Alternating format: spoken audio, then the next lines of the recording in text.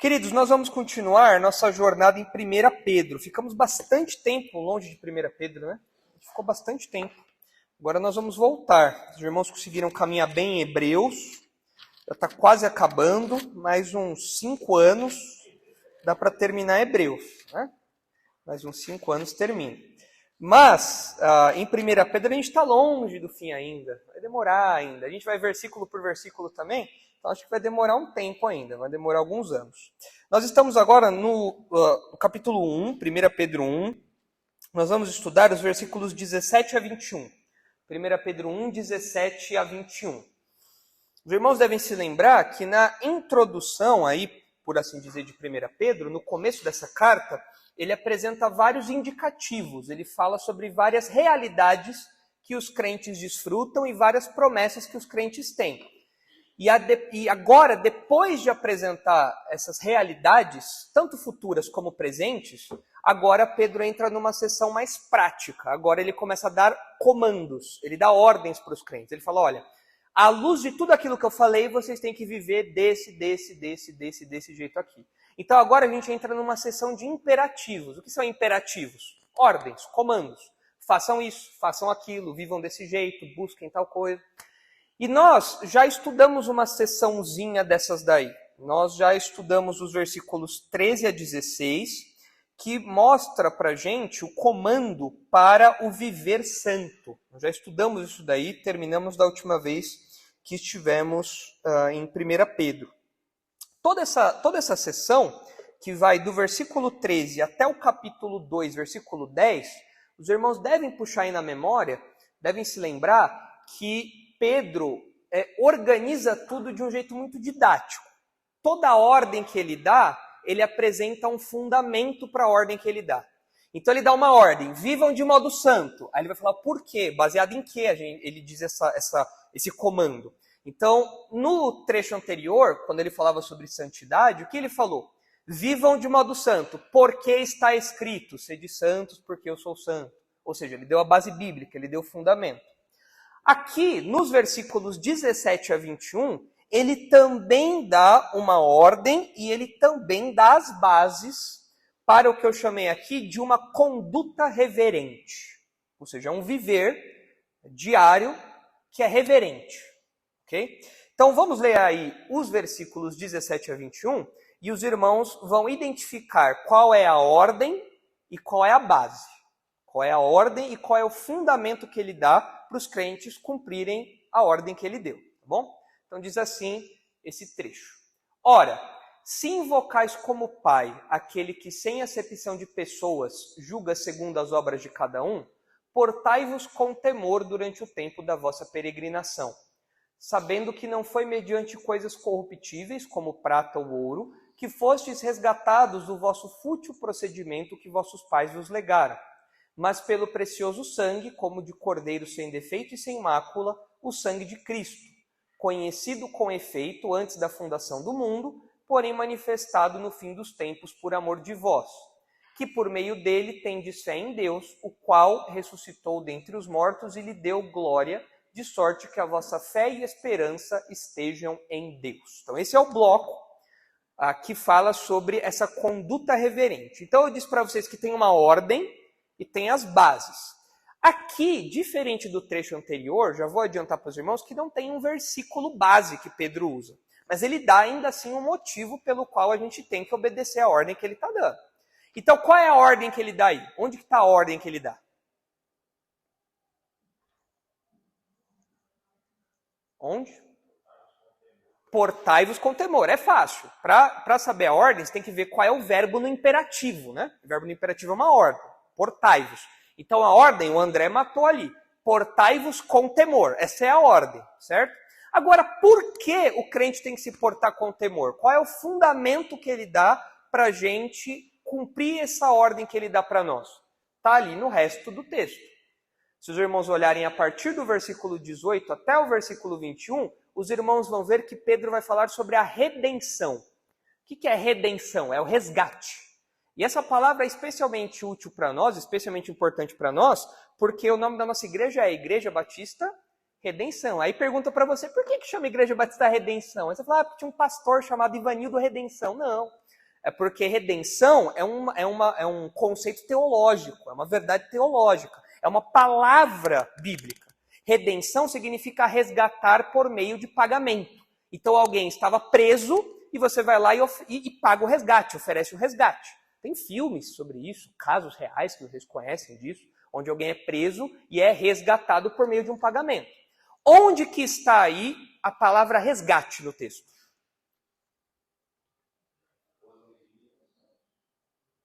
Foram redimidos? Onde é que está?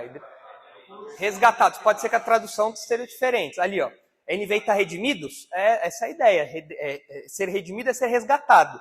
É no versículo 18 ali, ó. Sabendo que não foi mediante coisas corruptíveis que fostes resgatados. Então isso é redenção. O que é redenção? É ser resgatado. Você estava preso e você foi liberto mediante um pagamento. Esse pagamento aí foi feito com base em que moeda? No dólar, no euro, na libra? Qual foi a moeda? No sangue. Então aqui você já começa a ter algumas informações de como foi essa redenção, como foi esse pagamento, como foi feito esse resgate dos crentes. Então o que Pedro está falando aqui para nós é o seguinte, olha, vocês têm que viver uma vida com temor, porque vocês foram resgatados. Então, olhando para esse trecho todo, do versículo 17 até o 21, eu quero mostrar para os irmãos 5 informações sobre a redenção do crente. Então, esse bloco todo está girando em torno da redenção, do resgate, que está ali no versículo 18. Redenção, resgate, ser redimido, essa é a ideia, ser liberto mediante pagamento. Então, o bloco todo está girando em torno desse motivo, está girando em torno desse conceito. Então nós temos aí 5 informações sobre a redenção do crente. Nós vamos estudar uma por uma aí, porque é uma em cada versículo. No versículo 17, a gente tem a primeira informação, que diz que o crente foi resgatado para uma vida reverente. É o comando de Pedro, né? Vivam de modo reverente, vivam com temor. Então o crente foi resgatado para uma vida reverente, versículo 17. No versículo 18, nós aprendemos que o crente foi resgatado de uma existência vazia. Nós, quando incrédulos, nós estávamos vivendo ainda como é que chama quando um carro vai atrás do outro? No vácuo. Nós estávamos vivendo ainda no que os nossos antepassados incrédulos deixaram para nós. A nossa herança de pecado, a nossa herança de uma natureza pecaminosa entregue aos seus próprios desejos. Nós estávamos seguindo essa existência vazia, vivendo de um modo vazio, vivendo aqui, como ele diz, de um modo fútil procedimento, ou seja, uma vida fútil, uma vida vazia, uma vida sem propósito. Esse é o incrédulo. Então, o nosso resgate foi de uma existência vazia. Nós fomos tirados dessa existência vazia. Depois, no versículo 19, nós temos aí a terceira informação. O crente foi resgatado pelo sacrifício de Cristo. Foi a moeda. A moeda que nos comprou foi o sacrifício de Jesus. Ali, quando fala do sangue de Cristo, é um jeito de falar da morte dele. Okay? No versículo 20, nós temos a quarta informação. O crente foi resgatado a partir de um plano eterno. É legal você ouvir ali o versículo 20, porque fala que Jesus, o sangue de Jesus, foi conhecido com efeito antes da fundação do mundo. O que é ser conhecido ali? É ser escolhido, determinado. Né? Então, a obra de Cristo faz parte de um plano eterno. Não foi um plano de última hora que foi executado ali por Deus às pressas, porque Jesus já estava na cruz e tinha que usar aquele sangue para alguma coisa. Não. Foi um plano eterno que foi concretizado nos nossos dias, mas que foi planejado desde a eternidade. Então, o crente foi resgatado a partir de um plano eterno. E o versículo 21 tem a última informação. O crente foi resgatado para viver com Deus. O versículo 21 traz ali que nós temos fé em Deus e temos a nossa fé e esperança em Deus. Então, o crente foi resgatado para uma vida reverente, de uma existência vazia, pelo sacrifício de Cristo, a partir de um plano eterno, para viver com Deus. Então, tem bastante coisa para ver aí, né?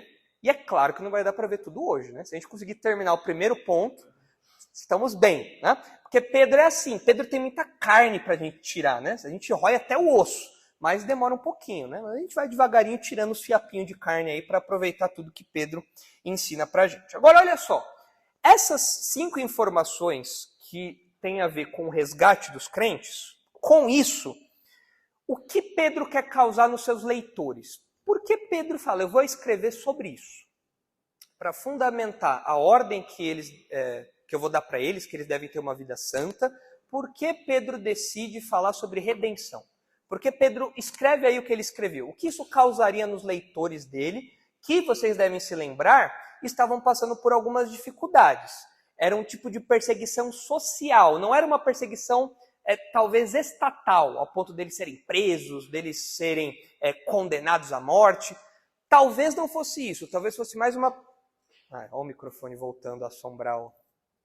Talvez fosse mais uma perseguição social, aos incrédulos zombando, os incrédulos desprezando, perdendo emprego, perdendo oportunidade de promoção.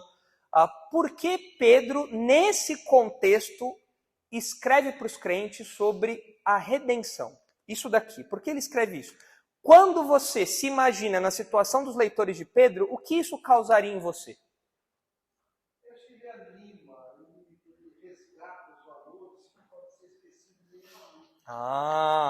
Seu Antônio falou uma coisa interessante aí. Pode ser que Pedro, e parece que Pedro está fazendo isso mesmo, Pedro quer incentivar, Pedro quer encorajar os seus leitores em meio a uma perseguição que pode fazer com que eles desvalorizem essas coisas. Imagina só que você é um crente e todo mundo zomba da sua fé. Qual que é a sua tendência? Falar, essa fé não vale de nada, todo mundo zomba, todo mundo ridiculariza, eu não ganho nada com isso. Aí, ó, o Zezinho perdeu o emprego, a Mariazinha perdeu aquilo, o outro ali não consegue nada, essa fé não tem valor nenhum. Para encorajar os leitores, Pedro fala, não. A fé de vocês é tão preciosa que vocês foram comprados por um sangue que é muito mais precioso do que prata ou ouro. Ou seja, é muito mais precioso do que qualquer coisa que você possa imaginar dessa realidade. Então isso encorajaria os leitores. Então, de fato, isso traria gratidão, encorajamento em contraste com o desprezo que o mundo tinha por essas verdades e que os crentes às vezes podiam cair nesse erro também e desprezar essas coisas. Mas o que mais?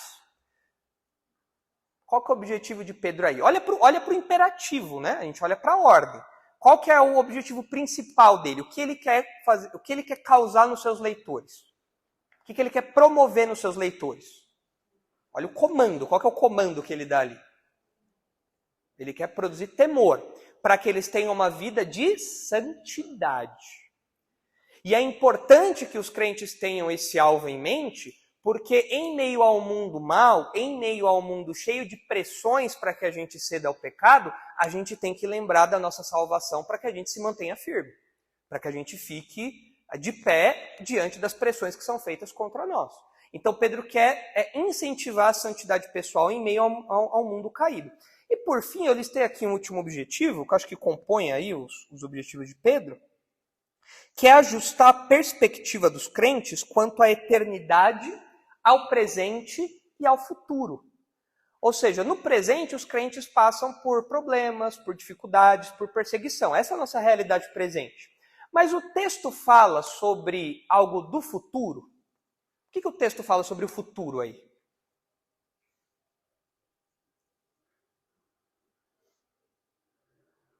Acho que tem que abaixar um pouquinho aí, Ronald. Abaixa o versículo 21 aí.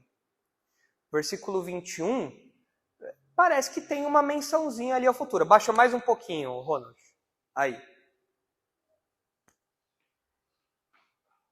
O que os crentes têm em relação ao futuro? Esperança.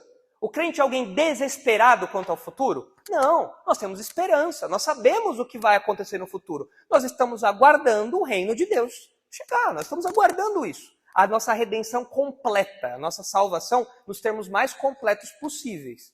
Então, isso ajusta a nossa perspectiva quanto ao futuro, ajusta a nossa perspectiva quanto ao presente, porque nós interpretamos o sofrimento ao nosso redor como parte do plano de Deus, e como algo que não foge da normalidade. O mundo nos odeia porque nós somos salvos, o mundo nos odeia porque nós somos diferentes, então nós vivemos o presente de um modo alinhado com aquilo que Deus apresenta para nós.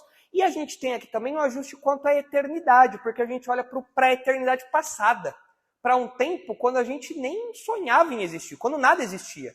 E Pedro fala, olha, nesse tempo, quando não existia tempo, Deus já tinha escolhido que ia salvar o Fábio, ia salvar o Márcio, ia salvar o Luan. Quando nem existia o projeto de universo, Deus já tinha decidido salvar os seus eleitos.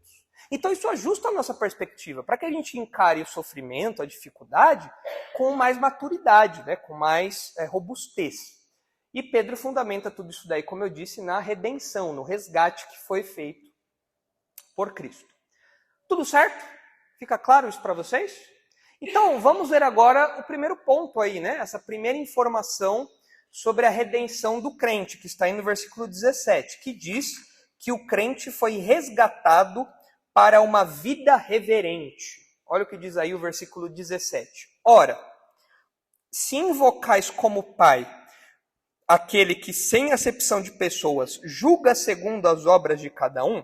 Aqui, um detalhezinho. No versículo 17, logo que começa aquele se invocais, na nossa língua não dá para perceber muito bem isso. Mas aqui Pedro não está falando de uma condição, por assim dizer. Ele não está falando de uma probabilidade ou de uma possibilidade. Ele não está falando assim, olha, pode ser que vocês sejam crentes, pode ser que não. Não é isso que ele está falando. Aqui, a terminologia técnica do grego seria uma oração condicional de primeira classe. O que isso quer dizer? Quer dizer que Pedro está falando aqui de uma certeza, não de uma dúvida, não é uma possibilidade. A gente poderia, para ficar mais claro, traduzir assim, ó. Ora, já que vocês invocam como Pai, viu como muda? Pedro não está falando de uma possibilidade. Pode ser que o Gilberto invoque Deus como Pai ou não. Não é isso. Ele está falando, olha, já que vocês são crentes e, portanto, invocam Deus como Pai, então isso tem uma consequência lógica, isso tem um resultado prático aí. Então Pedro não está falando de dúvida, ele está partindo de um pressuposto. Então ele está falando, olha, já que vocês invocam como Pai aquele que, sem acepção de pessoas, julga segundo as obras de cada um, e é interessante você observar que Pedro mostra dois papéis que Deus desempenha. Nesse comecinho do versículo, ele mostra dois papéis que Deus desempenha. Quais são esses dois papéis que Deus desempenha? Primeiro, papel de... Não, papel, função. Julga. Quem julga é o quê? Juiz. Então Deus é juiz. Mas além de juiz, tem um outro papel, uma outra função ali que Deus desempenha também. De pai. Então, quais são os dois papéis que Pedro chama aí para fundamentar, para compor a sua ordem? Ele nos lembra que Deus é pai e ele nos lembra que Deus é juiz. Se os irmãos olharem lá no versículo 2, lá no comecinho do capítulo 1, vocês vão ver que Pedro já falou que Deus é pai. Ele disse lá, ó, eleito segundo a presciência de Deus, pai. E quando nós falamos que Deus é nosso Pai, quais características vêm à sua mente? Que você pensa, o que significa Deus ser nosso Pai? O que isso significa para nós? Deus ser o nosso Pai. Cuida, protege, provê. O que mais? Educa. O que mais? Castiga, disciplina, né? Essa parte ninguém gosta, né? Mas é isso aí. O fato de Deus ser Pai, de eu poder chamar Deus de Pai, para o Antigo Testamento, para os judeus da época de Jesus, isso era um privilégio muito grande, porque mostra uma intimidade tremenda com Deus. Você chamar Deus de Pai é um nível de intimidade muito grande. Tanto que aquela expressão Abba Pai, né, que nós conhecemos no Novo Testamento, é uma expressão de intimidade. É uma expressão do papai com o filhinho. Então nós temos intimidade, nós temos cuidado de Deus, contamos com a proteção, com a provisão, contamos com nós somos dependentes de Deus, nós contamos com a provisão diária dele.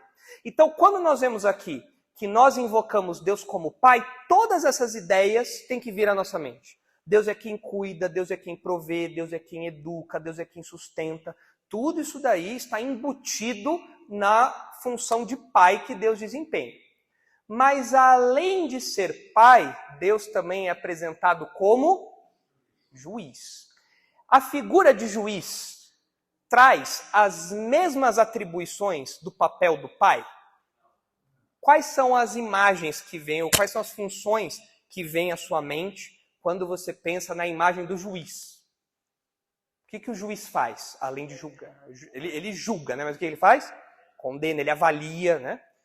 O juiz, a gente tem o mesmo tratamento que temos com um pai diante de um juiz? Você trata um juiz como você trata seu pai? Se você for um jovem descolado, e aí, coroa? Faz isso pro juiz pra você ver que você vai levar. Como que você se veste em casa diante do seu pai? Roupa furada, rasgada, aquela roupa bem larga. Como que você se veste diante do juiz? Opa, pega a sua roupinha, né, de sair de casa, né? Põe ali a gravata, fica todo engomadinho. Por quê? São papéis que exigem comportamentos distintos. Mas Deus executa esses dois papéis. Então é interessante observar que Pedro apresenta aqui para nós como deve ser o relacionamento equilibrado entre Deus e o crente. Como nós, sendo crentes, devemos olhar para Deus? Como pai ou como juiz? Os dois. É como acontece com o pai humano, né? A paternidade humana. Quem é pai aqui desfruta não do papel de juiz, né? Ainda que seja o juiz da casa, né? Quando tem disputa entre os filhos lá, vai lá o pai e fala, não, você dá a boneca para fulano e pega o negócio para ciclano. Né?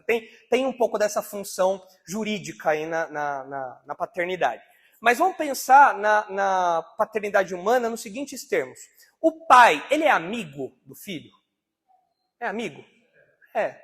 Eu chego para o meu pai e falo, olha, eu estou com um problema, eu preciso de orientação, eu preciso de ajuda, eu preciso que você me auxilie nisso daqui. Olha, eu quero um ombro para chorar. Você vai lá e chora no ombro do seu pai. Quando eu era criança, estou com medo de dormir sozinho. Vai lá, o seu pai dorme com você ali na cama até você embalar no sono. Então, tem amizade?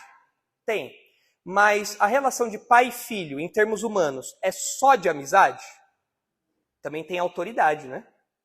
Vai lavar a louça agora. Vai arrumar a cama agora.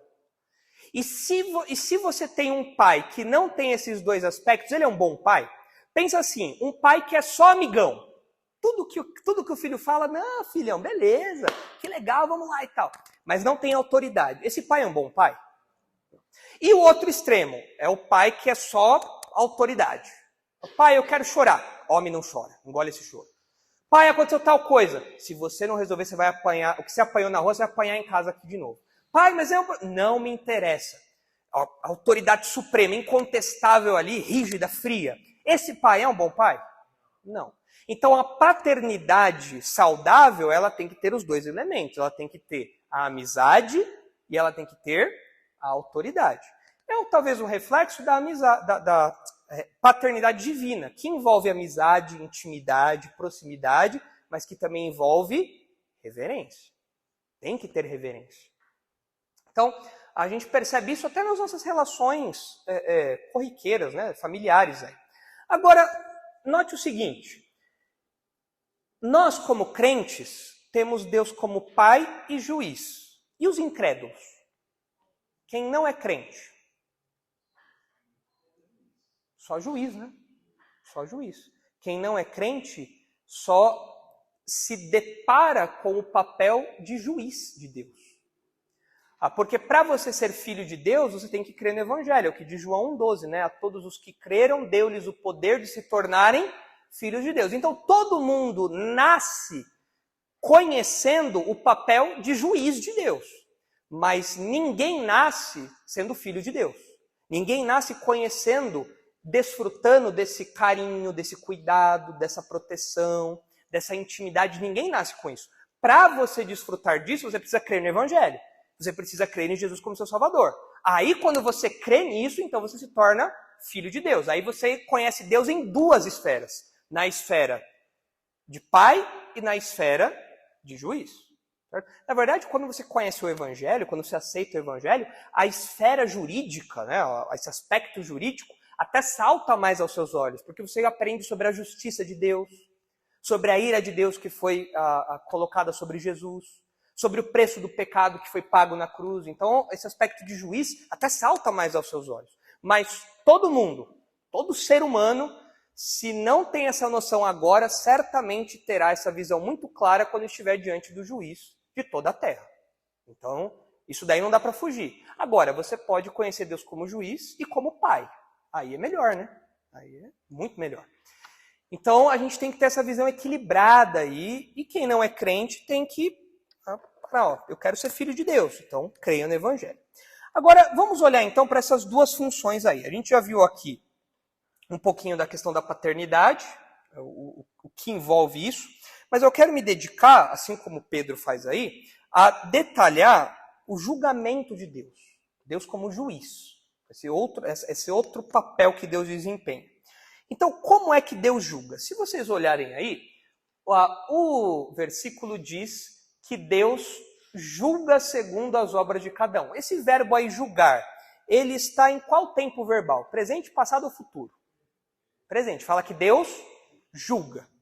Quando a gente vê uma construção dessa, a gente pode entender que Pedro está falando de uma ação que Deus realiza continuamente. É um papel que Deus tem, uma função que Deus tem, independente do tempo. Deus é o juiz eterno. Ele sempre julga. Ele é aquele que tem toda a autoridade para julgar. Então nós podemos olhar para isso como um papel eterno de Deus. Mas, como Pedro está dando uma ordem para os seus leitores, para eles viverem de um modo específico, e ele está falando, olha, lembrem-se que Deus é juiz, quando ele fala que Deus julga com o verbo no presente, o que Pedro quer causar nos leitores? Temor por quê?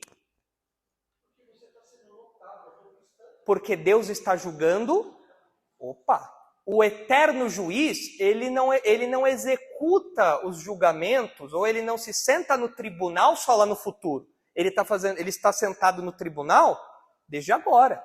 Ele é juiz desde agora. Ele está atento a tudo que está acontecendo. Ele está de olho em tudo que está acontecendo. Ele já avalia as obras de cada um. Ele desempenha esse papel de juiz continuamente. Não é que Deus vai vestir como é que chama a roupa do juiz? A toga, né? Não é que ele vai vestir só lá no futuro. Não, ele já é juiz agora. Então tudo que você faz agora, o juiz já está de olho. O juiz já está avaliando tudo que você está fazendo. E como é o julgamento desse juiz? Pedro fala que, em primeiro lugar, ele julga sem acepção de pessoas. Isso quer dizer o quê? Que ele julga sem parcialidade. Ele julga com imparcialidade. Ou seja, Deus faz vistas grossas para alguns pecados. Deus beneficia algumas pessoas por causa de posição social, por causa de sexo, se é homem ou mulher, por causa de beleza, por exemplo. Eu que sou mais bonito, Deus pega mais leve. Agora, quem já é mais caído assim, aí Deus já pega mais pesado. Isso faz alguma diferença no julgamento de Deus? Não, porque ele julga sem acepção de pessoas. Sem preferências, ele não favorece ninguém. Igual acontece com os julgamentos aqui no Brasil. Igualzinho acontece, né? Todos os juízes do Brasil fazem exatamente isso, não é? Eles julgam sem preferências, não é? Sem preferência política, sem preferência financeira, não é verdade? Quem dera, né? Mas aqui no Brasil é o contrário. Aqui no Brasil, se a gente fosse reescrever o versículo para falar dos juízes brasileiros, seriam aqueles que julgam com acepção de pessoas, né? Se você é do partido X, está liberado. Se você é do partido Y, seus direitos estão cassados. Esse é o julgamento aqui no Brasil. Mas Deus não é assim. Exatamente. Nós somos julgados por pessoas que não executam mais a justiça, né? Como era no Antigo Testamento, como sempre foi desde que o mundo caiu. Mas o fato é que Deus não é assim. Deus não faz acepção de pessoas, ou seja, ele é um juiz imparcial. Se você se apresenta diante dele e fala, Senhor, avalia as minhas obras, mas pega mais leve porque eu torço para o Corinthians. Aí que complica, né? Mas o palmeirense vai falar, o palmeirense está no tribunal, levanta aí, julga com mais rigor. Deus fala, não, você também, vou julgar com o mesmo rigor. palmeirense, corintiano, são paulino, todo mundo é julgado com o mesmo rigor, com os mesmos critérios. Não há nenhum tipo de favorecimento, não há nenhum tipo de benefício por qualquer uma dessas questões secundárias aí, né? Então, olha só que interessante o que diz Efésios 6:9. Olha como essa realidade é aplicada de modo muito prático em Efésios 6:9. Abre aí, por favor, Ronaldo. Efésios 6:9.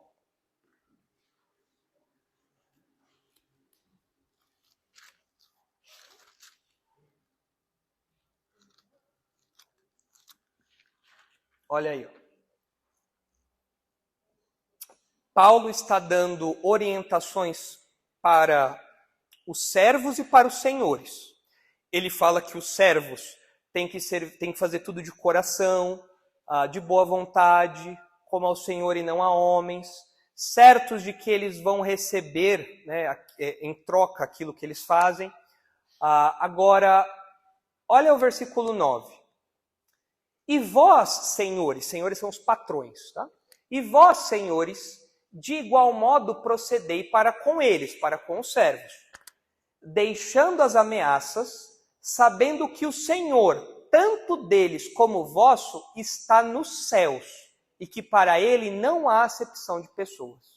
O que Paulo está falando aqui? Ele está falando que, olha, nesse mundo aqui, o patrão pode botar o funcionário na parede, falar, olha, você vai fazer o que eu estou mandando aqui, mas isso me prejudica, não interessa, você faz, eu vou fazer, eu sou livre, eu vou te oprimir, eu vou fazer mal para você, eu vou te ameaçar. Nesse mundo é assim. Mas, para o senhor crente, para aquele patrão cristão, Paulo fala, você tem que lembrar, você que é senhor, que você tem um outro senhor. Acima de você tem outro chefe, tem outro patrão. E onde está esse patrão acima do patrão? No céu. Isso quer dizer o quê? É o próprio Deus. Ele está muito acima de você. Então, não viva fazendo ameaça para o seu funcionário, trate o seu funcionário bem, não oprima ele, pague o que é devido, faça tudo certinho, porque você que é patrão, tem um outro patrão. E esse patrão divino não faz... Então quer dizer que o patrão crente podia chegar e falar, Senhor, é verdade, eu oprimi ali o fulano, mas olha a minha conta bancária. Minha conta bancária tem muito dinheiro, né? Então a gente pode conversar aí. Deus vai aceitar essa proposta? É claro que não. Para Deus não há acepção de pessoas. Isso não vale nada. Então, muito interessante ver como Deus julga com imparcialidade. Mas agora, voltando lá para o versículo, tem mais uma característica desse julgamento. Além de imparcial, esse julgamento também é justo. É um julgamento feito com justiça, olha só. Ora, se invocais como Pai aquele que, sem acepção de pessoas, julga segundo as obras de cada um. Essa expressãozinha, julga segundo as obras de cada um, é uma expressão de um julgamento justo. O que o texto está falando é que Deus julga de acordo com cada obra que os indivíduos fazem. Tudo que os indivíduos fazem e cada obra que os indivíduos fazem está sob a avaliação divina. Está sob o julgamento divino. Deus está avaliando tudo. E ele não faz vista grossa para algumas coisas e deixa outras passar. Ele não tem dois pesos e duas medidas. Tudo o que acontece está diante dos olhos dele e ele é justo na sua avaliação. E se o André fez X, o André vai responder por X. Ele não vai responder por X mais Y. Ou ele não vai responder por X menos Y. É X, então é X. Deus é um juiz justo. Deus é um juiz que avalia toda obra e cada obra de acordo com seus santos padrões. Mas ele faz isso de modo completo, de modo justo aí. Então nós aprendemos que tudo está diante dos olhos desse justo juiz. Tudo. Se vocês olharem para Hebreus capítulo 4, os irmãos vão ver um texto que é comumente mal interpretado, mas que, na verdade, lança luz sobre esse papel julgador de Deus. Olha só Hebreus 4:12. Geralmente as pessoas usam esse trecho para falar sobre a palavra de Deus, sobre a Bíblia. Porque você lê ali, ó, porque a palavra de Deus é. O pessoal fala, viu, estou falando da Bíblia. Mas aqui, a expressão palavra de Deus diz respeito a uma sentença que Deus emite. É a palavra de Deus no sentido do julgamento que ele está fazendo, da sentença que ele está emitindo, da avaliação que ele está fazendo. Então o texto diz assim: porque a palavra de Deus é viva e eficaz, e mais cortante do que qualquer espada de 2 gumes, e penetra até ao ponto de dividir alma e espírito. Aqui não significa que nós temos alma e espírito. São termos sinônimos para falar que o julgamento de Deus é tão preciso que ele separa até coisas que são iguais. É nos detalhes. Aqui é uma diferençazinha de palavras para falar da mesma coisa. Mas é preciso, é um corte tramontina o negócio, né? Olha só, ele divide alma e espírito, junta e medula, e é apta para discernir os pensamentos e os propósitos do coração. Vai além das aparências, vai lá nas vontades, vai lá dentro de nós. E olha o versículo 13. E não há criatura que não seja manifesta na sua presença. Pelo contrário, todas as coisas estão descobertas e patentes aos olhos daquele a quem temos de prestar contas. É para ficar com a perna bamba ou não? Não é? Então, quando Pedro pensou assim, olha, eu preciso que os leitores da minha carta vivam com temor de Deus. O que eu posso lembrar que Deus faz para que eles vivam em temor a Deus? Eu vou lembrar que ele é um juiz, que avalia cada obra e toda obra de todo mundo. E, de fato, um texto como esse é para deixar a gente assustado mesmo. É para deixar a gente com medo. Tudo que nós fazemos está colocado diante de Deus, nós prestaremos contas a Ele, e mais do que a aparência externa das nossas ações, nós vamos dar conta até mesmo das motivações daquilo que nós fazemos. Você pode fazer uma coisa muito legal por fora, mas por dentro está fazendo aquilo por orgulho, por vaidade, por egoísmo, por vanglória. A palavra de Deus penetra ali e fala, isso aqui, pode até ter sido bonito, mas a sua motivação foi errada. Então, esse papel de juiz de Deus deve realmente nos assustar. Agora, notem o seguinte, quando a gente fala sobre isso, especialmente nos termos que Pedro coloca, pode ser que alguém, numa leitura inicial, fale assim, pastor, mas esse versículo está um pouco estranho, porque como assim Deus julga segundo as obras de cada um? Como assim? A gente não é salvo pela fé? Ele fala, não, é outra coisa, não tem nada a ver com salvação aqui. Pedro não está falando de julgamento de salvação. Pedro não está falando de condenação eterna e salvação eterna. Não é o julgamento eterno, não é isso. Pedro está falando aqui de um julgamento qualitativo. É o julgamento que, na linguagem que os comentaristas falam na teologia de Paulo, é um tribunal esportivo, não é um tribunal judicial. Não é para dizer se o André é culpado ou inocente. É para avaliar se o André, que é um salvo, correu bem. De comportamento, mas não para levar para o inferno ou para o céu. Isso aí o crente já tá garantido já. Mas Deus continua nos julgando num certo sentido? Sim. Não é um julgamento eterno, de condenação eterna ou de salvação eterna. Isso aí já está garantido. Pedro já falou isso, lá no começo. Ele falou que nós somos salvos, ele continua falando que nós somos redimidos, mas agora ele está falando de um outro tipo de avaliação. Ele fala que Deus julga segundo as obras de cada um, ele está falando isso para crentes. Ou seja, ele não está falando sobre salvação e perdição eternas. Ele está falando sobre a avaliação daquilo que nós fazemos com a nossa vida. Legal, você foi salvo, e como você viveu? As suas atitudes, mais do que as atitudes. Aqui, claro, o foco é as atitudes. Mas como a gente viu lá em Hebreus, é tudo. É a nossa motivação, o nosso pensamento, as nossas palavras, tudo. Deus, que é o juiz supremo, ele está avaliando. Opa, aqui viva desse jeito. Corra desse jeito. Caminhe desse jeito aqui. Ele continua desempenhando esse papel de juiz, mas agora como se fosse um tribunal esportivo, para dar mérito ali, para avaliar o desempenho daquele atleta, não para jogar o atleta no inferno ou no céu. Isso aí já está fora de cogitação. Isso aí já passou. Essa esfera já passou.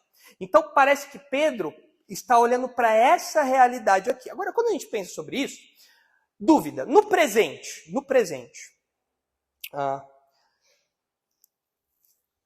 como nós podemos perceber as sentenças desse julgamento de Deus.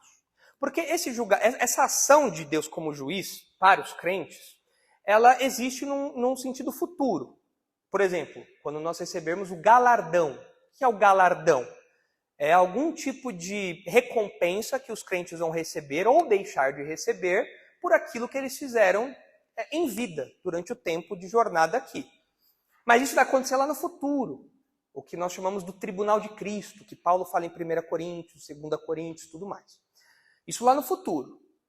Mas e agora, no presente? O Deus que é juiz, ele já emite algumas sentenças que têm execução no presente para os crentes? Dá um exemplo para mim.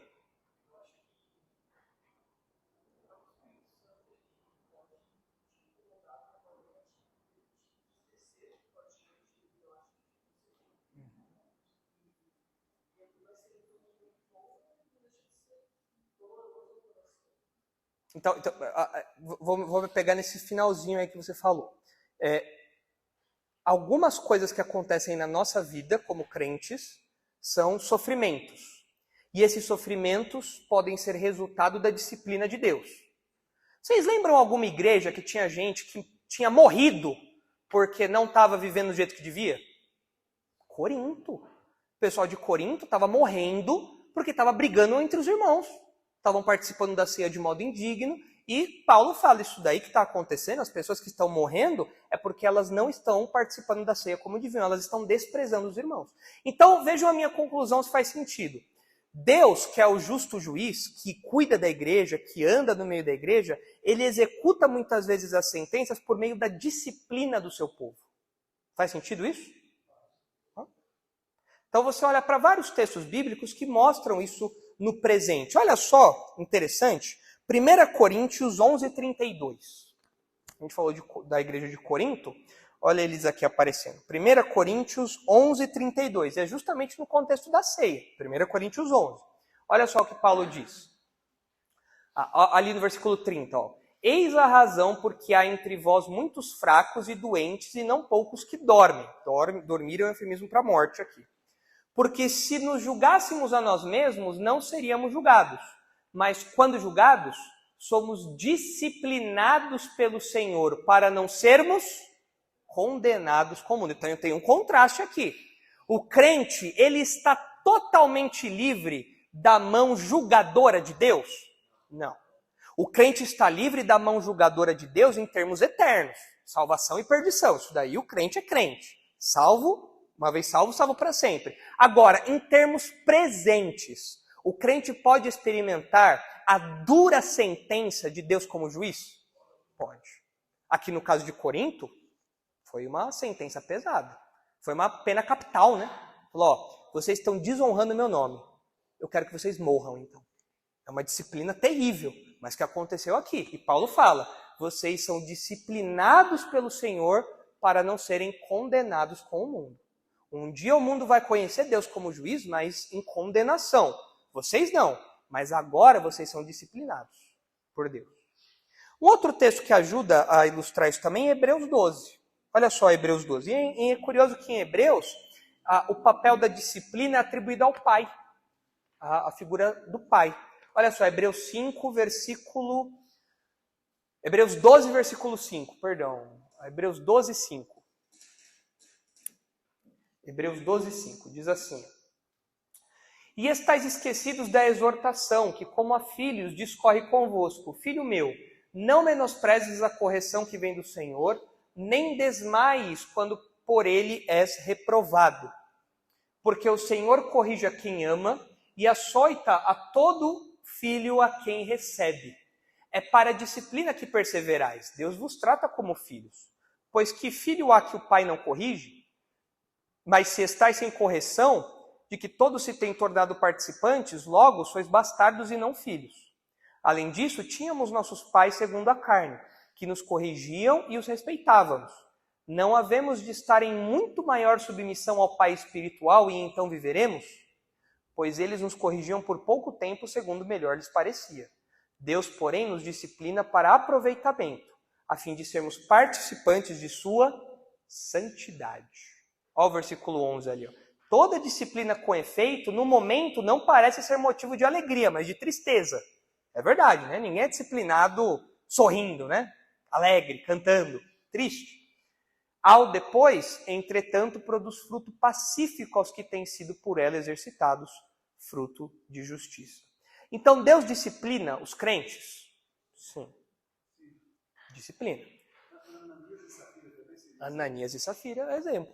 Eles tiveram ali o desejo de parecer super piedosos.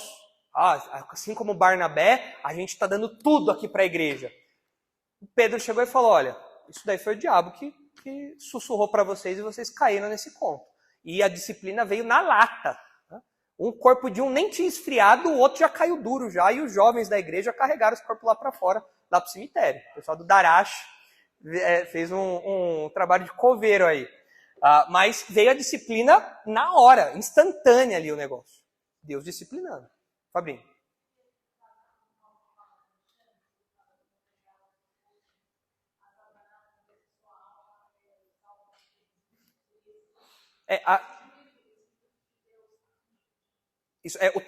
O nome que você falou de Alexandre, que é Alexandre o Latoeiro, aparece lá em Timóteo. É outro camarada que fez mal para Paulo. A outra parte do versículo que você citou, que fala para entregar para Satanás, para que o corpo seja destruído, mas a alma seja salva, esse sim é o exemplo da disciplina aqui. É o camarada de 1 Coríntios 5. É o cara que dormia com a madrasta, e Paulo fala assim, olha, esse camarada aí, vocês têm que expulsar ele da igreja, entregar ele para Satanás, ou seja, para que ele esteja sob o peso ali, a ação direta do próprio diabo, sem a proteção da igreja, para que chegue até mesmo ao ponto de, quem sabe, ele morrer, mas sendo um crente, ele estará preservado, salvo. Mas ele vai ter a vida ceifada prematuramente, como acontecia com o resto da igreja de Corinto também. Então aí sim, esse caso é a disciplina. Esse caso é a disciplina, pode acontecer. Pode acontecer hoje de alguém morrer por conta da disciplina de Deus? Pode. O que não pode acontecer é a gente virar amigo de Jó, né? Falar, você tá doente porque tem pecado oculto aí na sua vida, né? Aquela coxinha que você não deixou pegar na cantina, porque você estava na minha frente, aí, ó. Deus julga segundo as obras de cada um, né? Não é assim que a gente faz, a gente não pode ser amigo de Jó, nós não conhecemos os planos de Deus, nós não temos a capacidade de sondar os corações como Deus sonda. Às vezes a gente vê pessoas morrendo em meio a uma disciplina. A pessoa viveu afundada em pecado, foi expulsa da igreja, se embebedou, bateu o carro e morreu. Foi uma consequência dos pecados dela. Nós conseguimos fazer uma conexão mais clara. Agora, nem toda doença, nem toda morte, nem todo problema dessa natureza é porque alguém cometeu pecado e Deus está julgando. Então a gente tem que ter cuidado com isso. Mas Deus ainda continua cuidando da igreja, ele continua sendo juiz, e ele continua disciplinando no presente o seu povo. No presente. Isso tem que fazer a gente ficar com medo ou não? Porque olha só, dá para esconder coisa do pastor? Dá, né? Dá para esconder coisa do pastor, né? Dá para esconder. Tem gente que esconde durante o culto. Tá mexendo no Instagram, esconde o pastor nem vê. Dá para esconder coisa do pastor. Dá para esconder coisa dos outros irmãos? Dá para esconder coisa da esposa ou do marido? Um pouco mais difícil, mas dá, né? Agora, dá para esconder algo de Deus? Então, se ele é o juiz que julga ali segundo as obras de cada um, ou segundo o que cada um faz, e isso pode se expressar até mesmo em sentenças no presente, em disciplinas no presente, eu tenho que viver uma vida de santidade interior e exterior. Não basta ter só uma carcaça de santidade, eu preciso ter uma vida interior de santidade também. Porque o Deus que avalia tudo está me avaliando constantemente. Constantemente. É para eu ficar com medo mesmo. Não é à toa que na sequência ele fala, né? Depois de falar tudo isso, ele diz: portanto, portai-vos com temor. Ô Pedro, agora que você preparou tudo isso daí, botou o terror, é fácil falar isso aí agora, né? Portai-vos com temor. Eu já estou tremendo aqui. É essa a ideia de Pedro mesmo. Vocês têm um pai, ótimo, ele é próximo, ele é amigo, ele cuida, ele provê, ele protege. No meio de um mundo mau, hostil, vocês contam com o cuidado de Deus. Mas vocês têm que lembrar que Deus também é juiz. E ele está de olho no que todos fazem, inclusive nos seus filhos. E no presente, ele pode discipliná-los. E no futuro? No futuro, os crentes vão receber de acordo com as obras que fizeram? Sim, é o tribunal, né, que a gente falou. Olha só uma referência legal aí para a gente consolidar isso, que é Apocalipse 22. Apocalipse 22, 12. Tem outros textos que a gente não vai ler aqui. 1 Coríntios 3, 1 Coríntios 4, 2 Coríntios 5. Mas olha Apocalipse 22, 12. Aqui falando dos galardões, né? Apocalipse 22, 12. Olha lá. E eis que venho sem demora, e comigo está o galardão que tenho para retribuir a cada um segundo as suas obras. Então, pergunta. Deus nos julga segundo aquilo que nós fazemos? Sim. Isso significa que a nossa salvação depende do que nós fazemos? Não. Mas a avaliação que Deus faz do nosso serviço a Ele depende daquilo que nós fazemos? Sim. Então tem que ficar bem claro para os irmãos. Não é uma questão de julgamento eterno aqui, de salvação e perdição. É uma questão de julgamento de como nós vivemos. Se nós vamos receber galardões ou não. Sim. Exato, o arminiano vai falar. Exatamente, o arminiano vai falar o quê? Quem acredita na perda de salvação vai falar, Deus julga segundo as obras de cada um. Você diz ser crente, mas vive em pecado, você não tem salvação coisa nenhuma. Salvação não é uma coisa assim garantida. Deus vai avaliar para ver se você merece, né? Ser salvo ou não. Pois é. Sabe uma variação disso é o ensino do adventismo do sétimo dia. O juízo investigativo. O que é o juízo investigativo? Lá em 1800 em Guaraná com rolha, o pessoal falou que Jesus ia voltar, Jesus não voltou. E agora? O que a gente vai falar? Já sei. Na verdade, Jesus voltou, ninguém viu, só que o que quer dizer Jesus voltar? Significa que ele entrou no Santo dos Santos Celestiais, ele abriu o livro da vida de todo mundo e agora ele está lá investigando. Aqui o Alão, Alão? Comeu aqui mais do que devia, gula, hein? Aqui o bicho pegou, hein, Alão? E aí Jesus está avaliando as obras de todo mundo para ver quem pode ser salvo ou não. Isso é salvação por obras, né? É uma versão aí da salvação por obras, uma avaliação se nós podemos ou não desfrutar da salvação de acordo com aquilo que nós fazemos. Não é isso que Pedro está falando aqui. O que Pedro está falando é que o nosso Pai também é juiz. Portanto, ele está avaliando o meu comportamento como crente. E eu tenho que ficar esperto, porque senão ele pode me disciplinar. Ele pode, no futuro, não me galardoar. Ele pode não me dar nenhuma recompensa, porque eu não mereci nada. Então, assim como Deus é bom de nos dar recompensas, ele não precisava dar recompensa para a gente, no nosso serviço. Mas ele é bom, ele faz isso. Assim como ele não precisava e faz, ele, por ser juiz, também não dá quando nós nos comportamos mal como filhos. Rubens.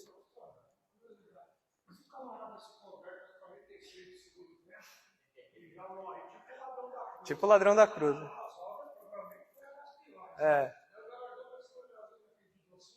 Se tiver, né? Se tiver. É o que o pastor Marcos brinca, né? Esse vai ser o cara que tem o cara que vai chegar lá e Jesus vai falar, servo bom e fiel, né? Entra aí no desfrute do reino do teu pai. Mas tem aquele que Jesus vai olhar e falar, entra. Passa. É o camarada. Por quê? Ele não serviu a Deus com a sua vida. Ele prestou um desserviço a Deus. E um camarada desse daí não tem como ele receber esse galardão. A gente não sabe o que é esse galardão, né? O pessoal, quando é criança, pensa na coroinha, na pedrinha, na casinha. A Bíblia não fala isso. Olhando um pouco para as palavras que a Bíblia usa, pode ser que o galardão seja algum tipo de elogio, algum tipo de palavra de apreço, algum tipo de reconhecimento verbal. Como eu falei, servo bom e fiel. Imagina você ouvir isso do seu Salvador, Rubens, servo bom e fiel. É melhor do que qualquer coisa, né? Eu falo, vou te dar uma Bitcoin. Fala, não é Bitcoin o que é, Bitcoin divina. Não, me dá um elogio. Pode ser isso. Pode ser uma palavra de apreço, de reconhecimento pelo serviço a Deus. Pode ser, mas a gente não sabe o que é. A Bíblia não entra em tantos detalhes. Mas o fato é, nós somos avaliados de acordo com aquilo que nós fazemos. E Deus é justo. Ou seja, ele não vai cobrar, ele não vai julgar o André por algo que o André não fez, mas ele também não vai fazer vistas grossas a algo que o André fez. Se o André pisou na bola, Deus está de olho e Deus pode discipliná-lo caso não haja arrependimento, caso o André fique obstinado, caso o coração do André se endureça, Deus está atento. Deus pode discipliná-lo. É por isso que nós temos que nos comportar o tempo todo com temor, que é o que ele vai falar na sequência. Olha lá como ele continua. Ora, se invocais como Pai aquele que, sem acepção de pessoas, julga segundo as obras de cada um, portai-vos com temor. Não é para menos. Não é para menos. Mas o nosso tempo acabou e a gente não vai conseguir falar sobre o temor aqui. Agora, para adiantar o que é esse temor, a gente sabe que não se trata de um medo paralisante que nós temos de Deus. Do tipo assim, não, eu não posso nem me aproximar de Deus porque eu tenho muito medo. Não é o medo que a criança tem do bicho-papão, não é isso. Porque 1 João fala que o verdadeiro amor lança fora o medo. O que quer dizer isso? Que nós, como crentes, nós não temos mais medo do julgamento eterno de Deus, da ira eterna de Deus. Nós não temos mais medo disso. Agora, mesmo não tendo medo disso, Pedro fala que nós temos que ter medo de Deus, sim. Nós temos que ter medo de Deus. Não no sentido de ira eterna, mas no sentido de que nós estamos diante de um juiz, diante do próprio Deus, que merece nossa completa reverência, nosso total respeito e uma postura totalmente adequada a quem ele é, ao poder e à autoridade que Deus tem. Então aqui não é um medo paralisante, é um medo que se expressa em reverência e respeito. É isso que Pedro vai falar aqui agora. É assim que os crentes vivem. Os crentes vivem com temor. Por quê? Porque Deus é nosso Pai, mas Deus também é juiz. Eu preciso me lembrar dessas duas verdades. Igualzinho o meio evangélico faz hoje, não é? O meio evangélico hoje tem Deus como Pai e Deus como juiz, não é verdade? Só você vê a vida torta das pessoas por aí, né? Outro dia eu fiz uma barbeiragem no posto de gasolina, eu estava esperando uma notinha lá, e aí eu fui dar ré e fora do meu campo de visão tinha um carro atrás e eu dei uma batida no carro atrás. Aí eu já saí, já pedindo desculpa, né? Eu errei mesmo. Eu não vi, estava fora do meu campo de visão, estava no canto do retrovisor ali, eu não vi. E aí eu falei, desculpa, tal. E aí desceu uma moça bem vestida, mas soltando já uns palavrões já, né?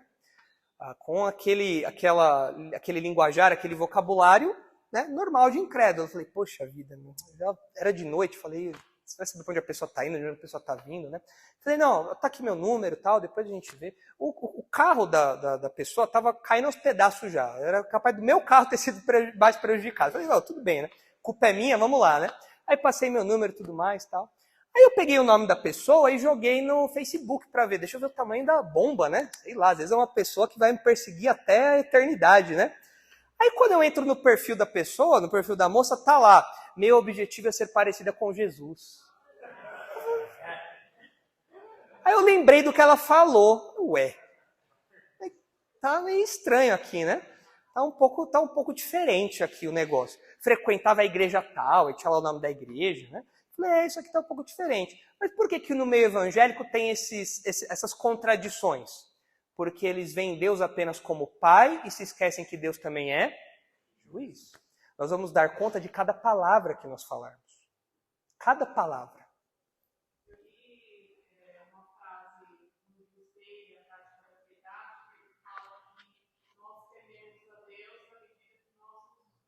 Uhum. E aí eu vejo que desempenho do mundo e até do meio evangélico é pela falta de respeito do verdadeiro Deus. Exatamente. Deus das Escrituras. Exatamente. Eu invento um Deus. Você passar os olhos nas primeiras páginas da Bíblia, você já vê que ele não é complacente com o pecado. Porque ele expulsou Adão e Eva. Sim. Exatamente. O que para muitas pessoas hoje seria uma coisa pequenininha, né? Nossa, mas eles só comeram do fruto. Tal. Não.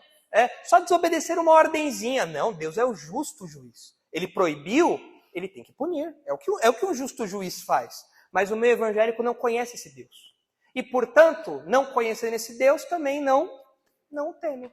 E é por isso que a gente vê essas contradições no meio evangélico. Eu acho que o grande problema do meio evangélico e de muitos crentes é falta de temor. Falta de temor, é falta de medo. É falta da perna tremer diante de Deus. É falta de você estar no seu quarto e você ficar com medo de pensar uma coisa, de ver uma coisa, de falar uma coisa. Ninguém vai ver, ninguém vai ouvir. Mas você sabe que Deus está vendo e Deus está ouvindo. E isso faz você tremer, você congelar. E você foge daquilo, porque você tem medo de Deus. O meio evangélico não tem isso. E é isso que Pedro quer que os leitores dele tenham. Medo. Vocês têm que ter medo de Deus. Não brinquem com Deus. Se comportem do jeito santo. Por quê? Porque Deus é Pai, mas Ele também é juiz. Mas essa parte do temor, a gente vê na próxima ocasião, porque tem várias coisas aí para falar. Várias coisas para falar. A gente vai ver aí um pouquinho do que a Bíblia relaciona com o temor de Deus. Muito interessante isso aqui. A gente vai ver o exemplo de Neemias. A gente vai ver as palavras de Paulo sobre isso. A gente tem bastante coisa para falar ainda nesse campo do temor. Então a gente para aí na metade do versículo 17, que mostra a primeira informação sobre a nossa redenção. Cadê aqui? Ó? O crente foi resgatado para uma vida reverente. Aí agora vem a ordem de Pedro para isso. Tá bom? Vamos orar então, para terminar? Santo Deus, que privilégio nós temos de chamarmos o Senhor de Pai, de nos aproximarmos com liberdade, com intimidade, sabendo que o Senhor cuida de nós, sabendo que o Senhor nos protege, provê tudo o que precisamos. Obrigado pelo privilégio que temos. Mas ajuda-nos também, Senhor, a não esquecermos que temos um Pai que também é juiz, juiz de toda a terra. Juiz que tem diante dos seus olhos todas as provas, todas as evidências, todos os corações, todas as ações. Juiz que não precisa de testemunhas porque o Senhor próprio testemunha tudo. Nós pedimos que o Senhor, à luz disso, consolide no nosso coração o temor ao Senhor, para que nós vivamos de modo reverente, para que nós fujamos do pecado, para que nós nos comportemos de um modo digno de sermos chamados seus filhos e que nós não experimentemos a mão disciplinadora do Senhor. E que no futuro o Senhor, que é o justo juiz, que julga segundo as obras de cada um, segundo o modo como nós vivemos aqui, que o Senhor possa nos recompensar, não para nossa glória, mas que o Senhor possa nos recompensar por sua bondade, por sua generosidade, e que nós tenhamos a satisfação de saber que, enquanto em vida, servimos ao Senhor da melhor maneira possível, capacitados pelo Teu Espírito.